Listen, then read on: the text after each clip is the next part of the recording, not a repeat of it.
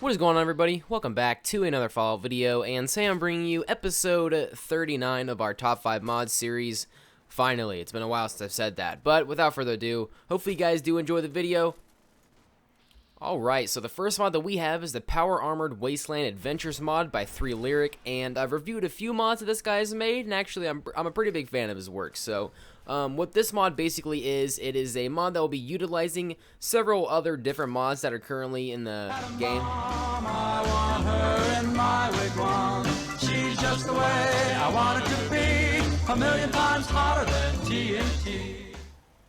Alright, so the first mod that we have is the Power Armored Wasteland Adventures mod by 3 Lyric, and I've reviewed a few mods that this guy has made, and actually I'm a pretty big fan of his work. So what this mod basically is, it is a mod that will be utilizing several different other mods, but it's going to be adding in just a ton of new paint jobs for Power Armor. Now, all of these are going to be like the standard Power Armor that are in the game. They're all going to give you a certain skill, so some of these are actually really cool and have really beneficial effects on them.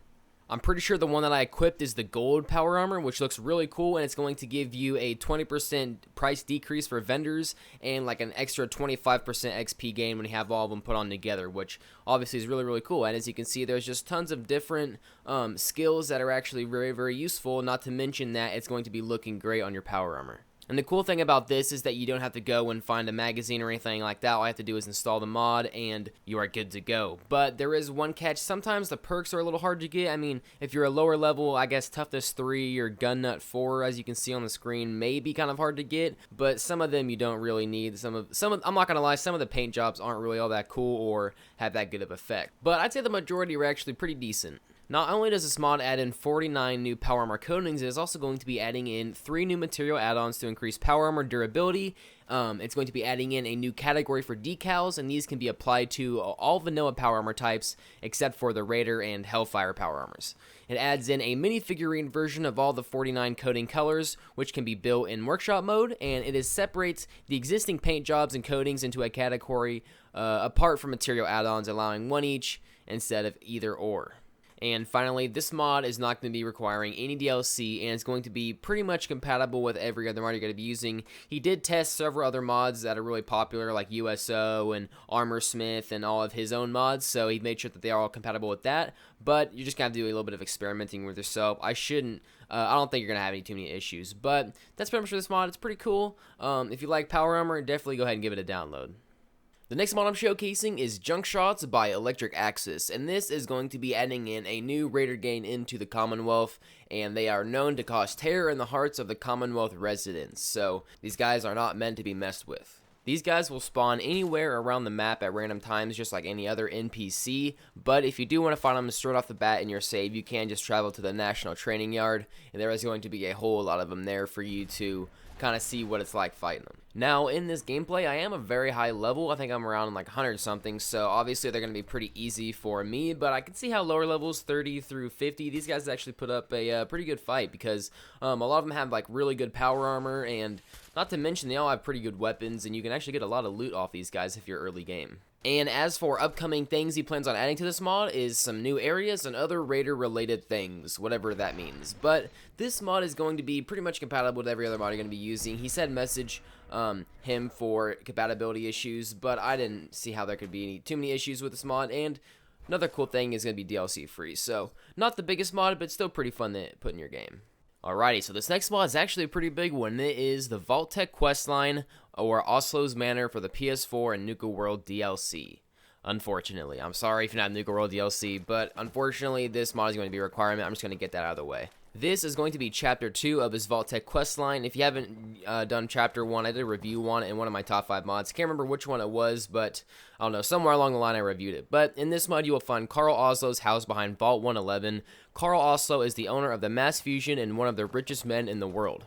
You can use his house and bunker as a player home. In his office, you can find a secret entrance to his bunker, and in the bunker, you can find Oslo's terminal for the story. All the containers in that place have been set to not respawn, so they're be used as a storage for items if you want to, and there are also some new Enclave AKs you can find in the secret part of the bunker. I'm sorry if the gameplay is a little bit laggy. Whenever you record on PS4 using like an Elgato or something, it kind of taxes the hardware of the PS4, so whenever you record and play things like Fallout with big mods like this, it's just very, very bad frame rate. Not to mention I have one of like the first generation PS4s, so I want to upgrade to a PS4 Pro soon, or whatever they're called. But if you are going to fast travel to here, make sure you fast travel to Vault 111 and walk here if you haven't discovered the actual place yet, because it'll just destroy your game with lag if you just fast travel straight to this place without giving everything time to load in. And with that being said, if you do want to save here or make a quick save or whatever, make sure you do it in the bunker area. It's probably the safest and most stable, just because it's like the least laggy and less chance of your game crashing, because that's a big issue on PS4 with mods. But this one in particular just has so much material and things to do, and it's pretty cool. But like I was saying, unfortunately this mod does require the Nuka World DLC. If you don't have it, I'm sorry, but I feel like most people do have the DLCs by now. It's almost Fallout 76, guys, come on. But anyway, lastly, the mod creator didn't really specify if this mod is going to be compatible with other mods, but I haven't really seen too much of a problem with it at all. The only thing is that just the mod itself has some compatibility issues on my PS4 and things like that, but I don't think you have too many issues using this mod. But overall, it's a pretty well put together mod and has a lot of material in it. It has a new quest line, all those different things if that's what you're looking for. Okay, this next mod we have is the Immersive Starter Pack mod for the PS4, and this is by Jack. And this is his first mod creation ever, he says in the description, so it's not the most insane mod, but he did a pretty good job. And what this mod does is it essentially gives you a Fallout 4 starter pack and just the beginning of the game. So if you want to get a little bit ahead, straight out of the vault, if you're kind of new to the game and want to have an easier playthrough, I guess you could do that. Or if you're just wanting, like I said, an easier playthrough. But the cool thing about this one is most starter packs kind of give you an insane amount of really, really good guns straight off at the beginning. So for the rest of the game, it's going to be kind of easy. So this one, he kind of wanted to keep the immersive part of Fallout 4 and kind of just give you some starter decent but not OP weapons like combat rifle ammos, shipments of 25 of materials, so you'll get a little bit of materials to start off, and you know you're not going to have all the best gear in the game. This mod is designed to give you just enough to get you through the beginning of the game without taking away the need to gather more loot material and having to go out and scavenge and things like that. And as a bonus,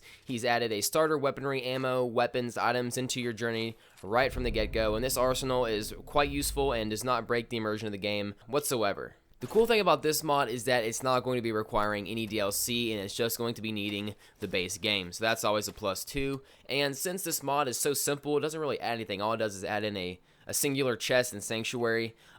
It's not going to be any conflicts with any other mods. There shouldn't be any, at least, and he says that in his description, but I guess if you do, I'm sorry. I don't know why there would be, though. This is a very simple mod. So if you want a little head start in Fallout 4 but still want to kind of keep your sense of accomplishment, this is going to be a good mod for you. Finally, guys, we are our last mod, and it is going to be the Sanctuary Uncollapsed Houses by Joe Knows. And as the title suggests, it is going to be essentially just fixing all of the collapsed houses in Sanctuary. So if you do kind of like the look of the broken down house type look in Sanctuary, but you know, kind of want to have a functioning house that's not all broken and stuff that you just have to scrap, it's actually going to be fixing those houses for you with the foundation completely working on them and everything. And they actually do look pretty good, except for one certain house in particular. It's the one like farthest and closest to the river. Just the side of the house kind of hangs over the foundation a little bit, but that's the only one that has an issue for some reason. All the other ones look completely normal and just like a normal house in Sanctuary would. Also, some things to note for this mod: the homes are a bit clean and slightly furnished based on other houses in Sanctuary, so it's not just going to be just bare everything. He actually did add in some certain items in there that you can scrap, or if you want to keep them in there. He also did some little minor things like getting rid of some added doors that shouldn't be there and getting rid of a post-war driveway that wasn't supposed to be there, so he just went ahead and removed it. But other than that, that's pretty much all this mod really is. It's not really that big, but it's just sort of a, you know, a little mod that I figured I'd add into here. I like the way that it actually fixed the houses up, and it looks really, really nice. But this mod isn't going to be requiring any DLC, obviously. It's just another little mod that you can add into your base game for a little bit of a more immersive type feel, I guess. But also, it's going to be pretty much compatible with every other mod too, except, I mean, if you're doing a Sanctuary type mod, it may affect it a little bit, like a pre-war Sanctuary or something like that. You know, obviously that mods that are kind of referring to Sanctuary only.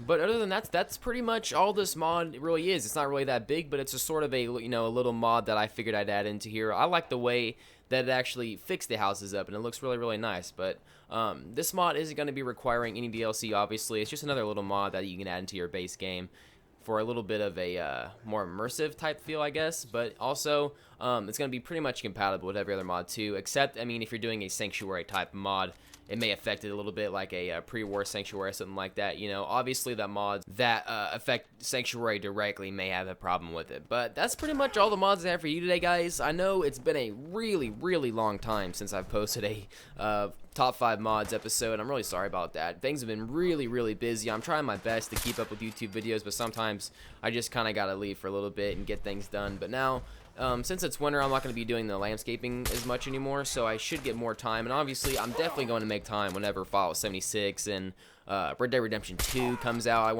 There's a lot of games I'm excited for that I'm definitely going to be posting, so you guys can be excited for that. But I'm sorry for the neglect on the channel. It was really bad for this. So far this summer, I think I uploaded maybe 5 videos. It was bad. I'm not gonna lie, but I'm trying to stay on track, so I'm not gonna make any promises, but I'm definitely gonna be working harder. And if you guys did enjoy the video, make sure you like, subscribe, and I will see you guys in the next one. Bye.